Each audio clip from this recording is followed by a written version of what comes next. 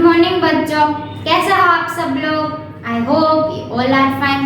My name is Kripali Sange and welcome to in Saraswati group of education. बच्चों, अगले video lecture में हमने चैप्टर नंबर 15 की एक्सरसाइज को कंप्लीट किया था। राइट, हमारी टेक्स्ट बुक में जो पीछे एक्सरसाइज दी गई है ना, वो हमने कंप्लीट कर ली थी। तो आज हम इस वीडियो लेक्चर में क्या करने वाले हैं? आज इस वीडियो लेक्चर में मैं आपको चैप्टर नंबर 15 झांसी की रानी, हमारे जो पेज पुस्तिका में दिया गया है, राइट, उसको मैं आज एक्सप्लेन करूंगी। वो पेज नंबर 65 से लेकर 68 तक दिया गया है। राइट, 4 पेज है। तो आज मैं उस 4 पेजों को यहाँ पर एक्सप्लेन करने वाली हूँ। राइट, तो पेज नंबर 65 पर क्या दिया गया है? आपको एक पोएम दी गई है, वो झांसी की रानी के बारे में दी गई है। राइट, तो मैं पोएम आपको पूरी की पूरी एक बार गाकर सुनाऊंगी और उसको एक्सप्लेन करूंगी। फिर हमें क्या करना है, उस पोएम में से हमें जो क्वेश्चन दिए गए हैं उसका हमें आंसर्स लिखने हैं। राइट, पोएम में से आंसर हमें ढूंढ कर लिखने हैं। राइट, तो पहले हमें पोएम मालूम होंगी तो हम पोएम का आंसर लिखेंगे ना। राइट, तो पहले हम पोएम समझ लेते हैं। पेज नंबर 65 पर क्वेश्चन नंबर 1 दिया गया है कि कविता की पंक्तियों को पढ़कर पूछे गए प्रश्नों के उत्तर लिखिए। आपको क्या करना है, यहाँ पर एक पोएम दी गई है, उसमें से आपको क्वेश्चन के आंसर्स ढूंढ कर आपको उसमें लिखना है अपने अभ्यास पुस्तिका में। राइट, तो पोएम क्या कह रही है? चमक उठी सन 57 में वह तलवार पुरानी थी। सन 57 में मतलब उसका यहाँ पर साल दी गई है। राइट, 57 में वो पूरी वो जो झांसी की रानी थी वो चमक उठी थी, मतलब कि सब जगह झांसी की रानी के चर्चे होने लगे थे। वह तलवार पुरानी थी, मतलब के तलवार विશે झांसी रानी तलवार विશે બધે ચારે બાજુ ચર્ચા થવા લાગી હતી। બરાબર ને, झांसी રાણી એકદમ બધે પ્રખ્યાતિ થવા માંડી હતી, કેમ કે એને અંગ્રેજો સામે લડતા લડતા શહીદી વોરી લીધી હતી, मतलब કે એને શહીદ થઈ ગયા હતા। बूंदेले हर बोलो के मुंह हमने सुनी कहानी थी, मतलब के कौन इसकी कहानी कह रहा था झांसी की रानी की? तो बूंदेले, फिर हर बोलो के मुंह हमने कहानी सुनी थी। किसकी? तो झांसी की रानी की। जो बूंदेल थे, राइट, उन्होंने भी ये झांसी की रानी की कहानी सुनाई थी कि ये झांसी की रानी किस प्रकार शहीद हुई, किस प्रकार उसने वीरता से अंग्रेजों का सामना किया था, किस प्रकार वो लड़ी थी सबके सामने, एकदम बहादुरी से लड़ी थी। तो बूंदेले और हर बोलो के मुंह हमने सुनी कहानी थी। खूब लड़ी मर्दानी वो तो झांसी वाली रानी थी। खूब लड़ी मर्दानी, मर्दानी मतलब कि एक मर्द की तरह, एक पुरुष की तरह वो लड़ी थी, कभी हार नहीं मानी थी। खूब लड़ी मर्दानी वो तो झांसी वाली रानी थी, मतलब कि झांसी की रानी ही वो थी कि वो एक मर्द की तरह लड़ी थी। राइट, एक बच्चा भी उसने संभाल कर रखा था पूरे युद्ध क्षेत्र में। राइट, उसने अपने पीठ के पीछे अपने बच्चे को बांध रखा था और उसको चोट भी ना पहुंचे, उस प्रकार एकदम वीरता से वो युद्ध के मैदान में लड़ी थी। खूब लड़ी मर्दानी वो तो झांसी वाली रानी थी। लक्ष्मी थी या दुर्गा थी वह स्वयं वीरता की अवतार, मतलब वो लक्ष्मी थी या दुर्गा थी। लक्ष्मी भी थी, मतलब कि किसी के घर की लक्ष्मी भी थी और दुर्गा भी थी। वक्त आने पर विकराल रूप ले लेती थी, रणचंडी बन जाती थी।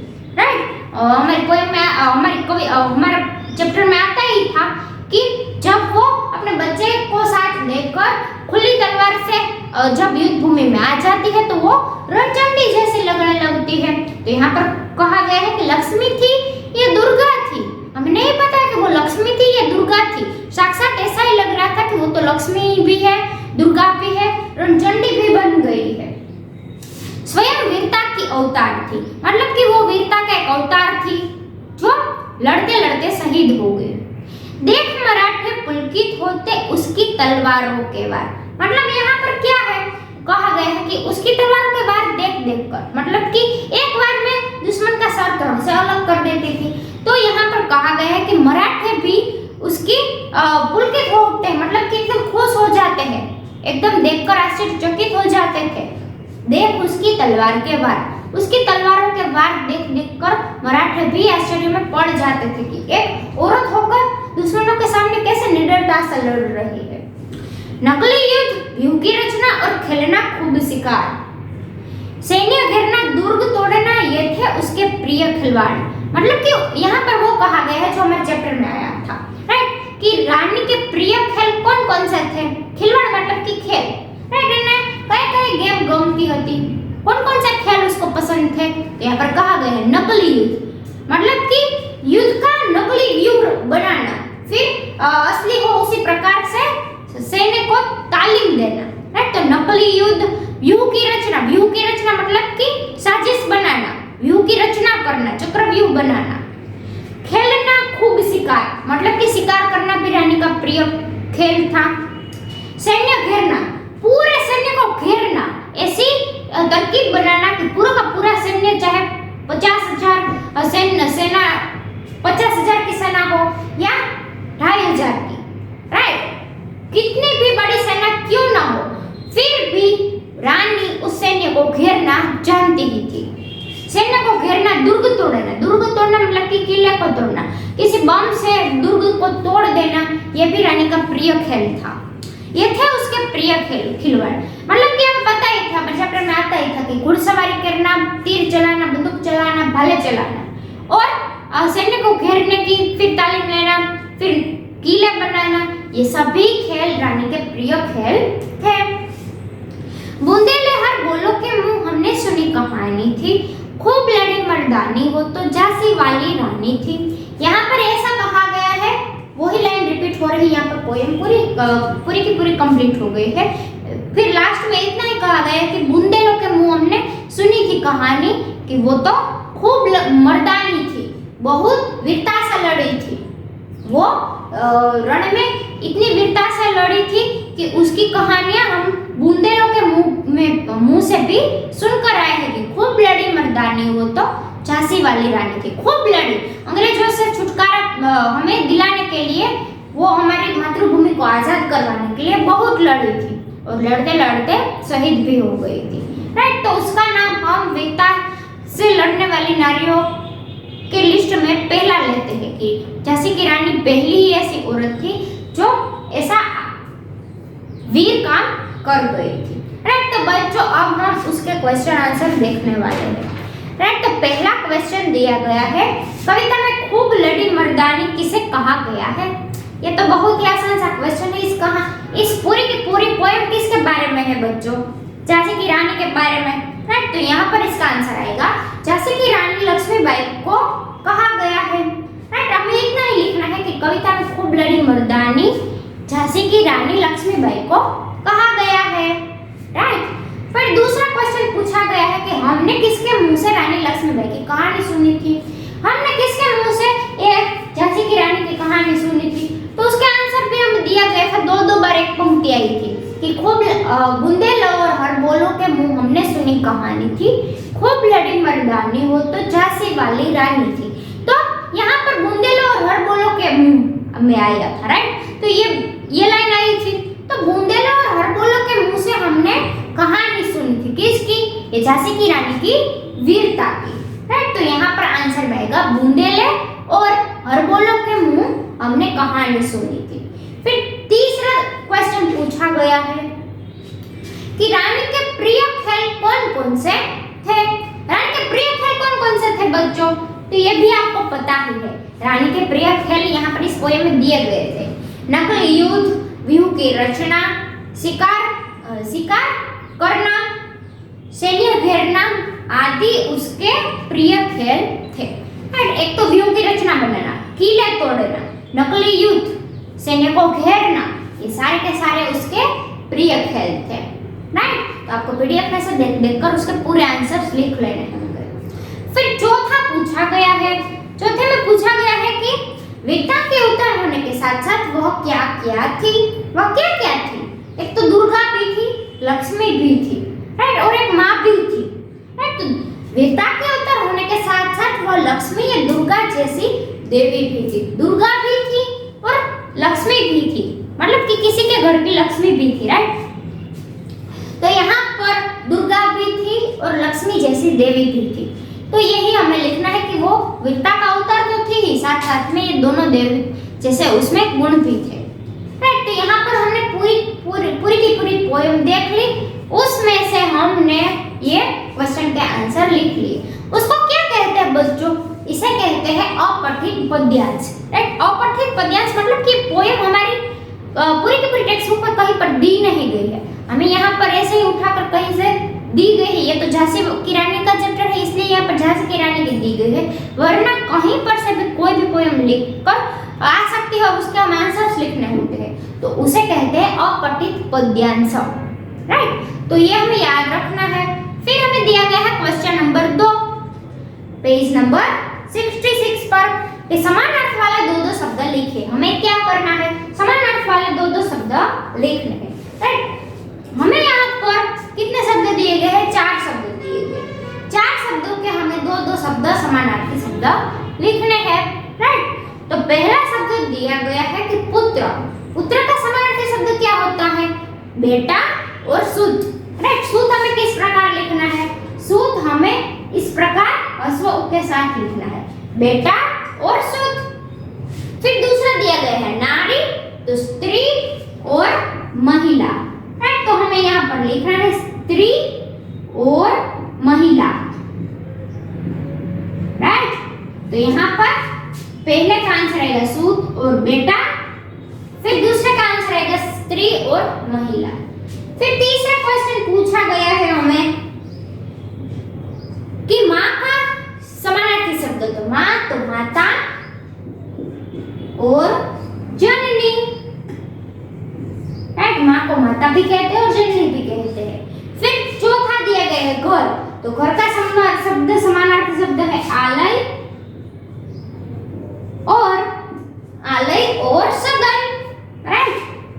हम आवास भी कह सकते हैं, राइट। यहाँ पर मैं लिख रही हूँ आवास, राइट। आलय, सदन और आवास। तो बच्चों ये थे समानार्थी शब्द, हमें इसमें से देख कर लिख लेने हैं। फिर हमें दिया गया है पेज नंबर 67 पर क्वेश्चन नंबर 3, झांसी की रानी के विषय में जानकारी देते हुए अपने मित्र को पत्र लिखिए। हमें क्या करना है? झांसी की रानी के बारे में हमने जान लिया, पर हमारे मित्र को ना पता हो तो हम उसको पत्र लिखकर उसके बारे में यहाँ पर बताते हो, ऐसा पत्र हमें लिखना है। पहले स्थान लिखना है, तो स्थान की जगह हम राजकोट लिखेंगे। फिर जिस दिन पत्र लिख रहे हैं उस दिन की दिनांक लिखेंगे, दिनांक यानी कि डेट, तारीख, राइट। फिर हमें लिखना है, यहाँ पर लिखा गया है प्रिय मित्र, सप्रेम नमस्कार।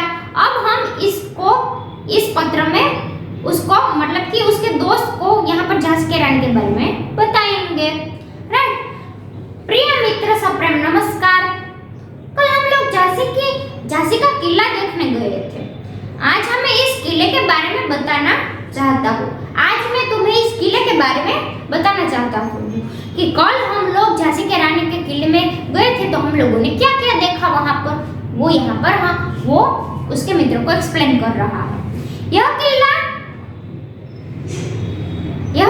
उच्छाक के राजा वीर सिंह देव ने बंगरा पहाड़ी पर बनवाया था। मतलब कि यह किला किसने बनाया था? यह किला ओरछा के राजा वीर सिंह ने बंगरा पहाड़ी पर बनवाया था। बंगरा की पहाड़ी जो थी ना, उस पर ये झांसी का किला बनवाया गया है। इस किले के चारों ओर झांसी शहर बसा हुआ है। झांसी एक शहर का नाम है, राइट। इस शहर के नाम से वो पूरे शहर की रानी थी, इसीलिए उसको झांसी की रानी कहा गया था, राइट। तो इस किले के चारों ओर झांसी शहर बसा हुआ है। इस किले में एक कड़क बिजली टैंक रखा हुआ है। मतलब कि वहां पर क्या रखा हुआ है? एक बिजली का कड़क टैंक रखा गया है, राइट। जो संग्रहालय के साथ साथ बुंदेलखंड की कलाकृतियों और मूर्ति कलाओं का अच्छा संग्रह प्रस्तुत करता है। मतलब वहां पर देखने लायक क्या है? एक बिजली का टैंक है, वो यहाँ पर जो कलाकृतियां है और बुंदेलखंड की संग्रहालय है, उसके संग्रहालय में चार चांद लगाता है। मतलब कि देखने लायक चीजों में एक बिजली का टैंक है और एक संग्रहालय भी। संग्रहालय मतलब कि सारी पुरानी चीजों को जहाँ पर संग्रह करते हैं उसको कहते हैं संग्रहालय, राइट। उसको वहां पर रखते हैं, संजो कर रखते हैं।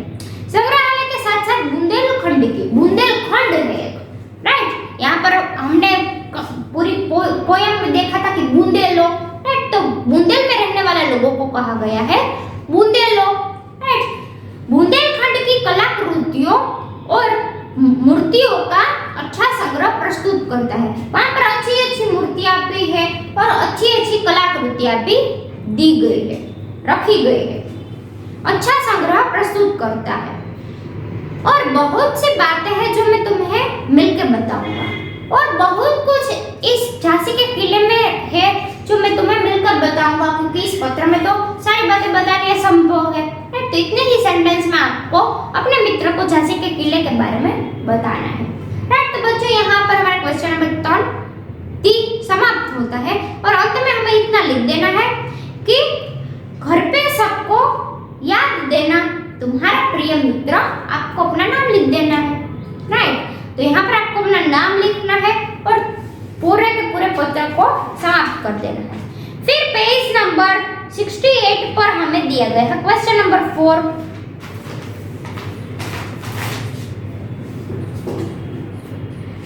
पेज नंबर 68 पर हमें क्वेश्चन नंबर 4 दिया गया है। उसमें हमें क्या करना है, पढ़िए, बोलिए और लिखिए। उसमें क्या करना है, यहाँ पर आपको 8 शब्द दिए गए हैं, उसको आपको पहले देख लेना है कि उसको किस प्रकार लिखते हैं, फिर देख देख कर 2-2 बार लिखने हैं, राइट। त्याग, आदर्श, पुरुष, संग्राम, घुड़सवारी, युद्ध, संहार और दुर्भाग्य। तो बच्चों ये 8 शब्द दिए गए हैं, ये आपको अपनी अभ्यास पुस्तिका में लिख लेना है। फिर दिया गया है आपको क्वेश्चन नंबर 5। उसमें क्या दिया गया है, निम्नलिखित मुहावरों के अर्थ लिखकर उसे वाक्य में प्रयोग कीजिए। यहाँ पर आपको 4 मुहावरे दिए गए हैं, उसका आपको अर्थ भी लिखना है और अर्थ के साथ साथ उसका वाक्य भी लिख देना है। मैं आपको जब चैप्टर एक्सप्लेन कर रही थी ना बच्चों, तब उसमें एक मुहावरा आता था कि दांत खट्टे कर देना, मतलब कि पराजित कर देना। तो वो एक मुहावरा तो है ही, पर यहाँ पर ऐसे और 3 मुहावरे दिए गए हैं जिसके आपको अर्थ भी लिखने हैं और एक वाक्य भी बनाना है, उस मुहावरा उसमें आ जाता हो ऐसा, राइट। अर्थ वाक्य में आए ऐसा मुहावरा में नहीं बनाना है हमें। यहाँ पर जो ब्लैक कलर के अक्षर में दिया गया है कि दांत खट्टे कर देना, तो वो ही दांत खट्टे कर देना वाला ही एक सेंटेंस हमें बनाना है, राइट। उसका अर्थ उस वाक्य में ना आना चाहिए, ये हमें खास याद रखना है। फिर हम यहाँ पर क की शुरुआत करते हैं कि दांत खट्टे करना, तो उसका मीनिंग क्या होता है, तो हरा देना, पराजित कर देना, राइट। हरा देना और पराजित कर देना दोनों सेम ही है। अब उससे जुड़ा हुआ एक वाक्य बनाएंगे। हमारे विद्यालय की फुटबॉल टीम ने प्रतिद्वंदी टीम के दांत खट्टे कर दिए। देखो इसमें दांत खट्टे कर दिया है, मतलब कि मुहावरा वैसा का वैसा ही आएगा, उसका अर्थ नहीं आएगा। हमें मुहावरा ही वहां पर लिख देना है कि हमारे विद्यालय ने फुटबॉल की प्रतिद्वंदी मतलब कि हमारे सामने जो टीम हो, राइट, हमारे सामने वाली टीम हो, हमारे साथ में जो टीम खेलने के लिए आई थी उसको हरा दिया, मतलब कि दांत खट्टे कर दिए। फिर दूसरा दिया गया है दांत कटी रोटी, मतलब कि दांत कटी रोटी का मतलब क्या होता है, दांतों से काटी हुई रोटी नहीं, उसका अर्थ तो दूसरा होता है। दांत काटी रोटी मतलब कि गहरी मित्रता, गहरी मित्रता को कहते हैं दांत काटी रोटी। गहरी मित्रता एकदम पक्की वाली फ्रेंडशिप हो, कोई उसको तोड़ ना सके, उसको कहते हैं गहरी मित्रता। तो यहाँ पर हम वाक्य बनेंगे, रोहन और केशव में दांत काटी रोटी समान मित्रता है, मतलब कि 2 बच्चे थे रोहन और केशव, उन दोनों में दांत काटी रोटी जैसी मित्रता है, समान मतलब कि जैसे, राइट। फिर तीसरा दिया गया है दांत पीसकर रह जाना, दांत पीसकर रह जाना, ऐसा कर रह जाना, मतलब कि उसका अर्थ क्या होता है, क्रोध रोक लेना। हमारे मन में कितना भी क्रोध क्यों ना आता हो, पर हम कभी कभी हमारे क्रोध को रोक लेते हैं, तो उस मुहावरे का अर्थ होता है कि क्रोध को रोक लेना, राइट। तो उससे जुड़ा एक सेंटेंस मैं बनाऊंगी। पिताजी को बहुत क्रोध आ रहा था, पर मेहमानों के सामने वे दांत पीसकर रह गए। पिताजी को बहुत क्रोध आ रहा था, पर वे मेहमानों के सामने दांत पीसकर रह गए, क्योंकि मेहमान में होते हैं तो उसके सामने हमें पिताजी नहीं डांटते हैं। उसके जाने के बाद ही पूरा का पूरा गुस्सा उगल देते हैं। राइट, तो यहाँ पर दांत पीसकर रह जाना मतलब कि क्रोध को रोक लेना। राइट, यहाँ पर बच्चों दांत से जुड़े हुए 4 मुहावरे दिए गए हैं। दांत खट्टे करना मतलब कि पराजित कर देना, हरा देना। दांत काटी रोटी मतलब कि गहरी मित्रता। तीसरा भी हमने समझा कि दांत पीसकर रह जाना मतलब कि क्रोध को रोक लेना। फिर चौथा दिया गया है दांतों तले उंगली दबाना। ऐसे दांतों तले उंगली दबाना मतलब कि आश्चर्यचकित हो जाना। हम आश्चर्यचकित हो जाते हैं तो ऐसे दांत में उंगली दबा देते हैं। तो यहाँ पर दांतों तले उंगली दबाना मतलब कि आश्चर्य में पड़ जाना। यहाँ पर 4 दांत से जुड़े मुहावरे दिए गए हैं, सभी के अलग अलग अर्थ होते हैं। राइट, तो हमें याद रखने हैं कि दांत तले उंगली दबाना का वाक्य दिया गया है कि मेरे में आए बदलाव को देखकर सभी ने दांतों तले उंगली दबा ली। मेरे में आए बदलाव मतलब कि मुझ में जो बदलाव आया हुआ था वो देखकर सभी लोगों ने अपने दांत तले उंगली दबा ली। आप ऐसा भी लिख सकते हो और मैंने यहाँ पर जो दिया है वो भी लिख सकते हो। राइट, तो बच्चों यहाँ पर हमारे अभ्यास पुस्तिका की एक्सरसाइज पेज नंबर 65 to 68 तक कंप्लीट हो जाती है। तो अब हम अगले वीडियो लेक्चर में चैप्टर नंबर 16 और हमारा अंतिम चैप्टर है वो समझेंगे। राइट, तो अब मिलते हैं अगले वीडियो लेक्चर में, तब तक के लिए बाय बाय।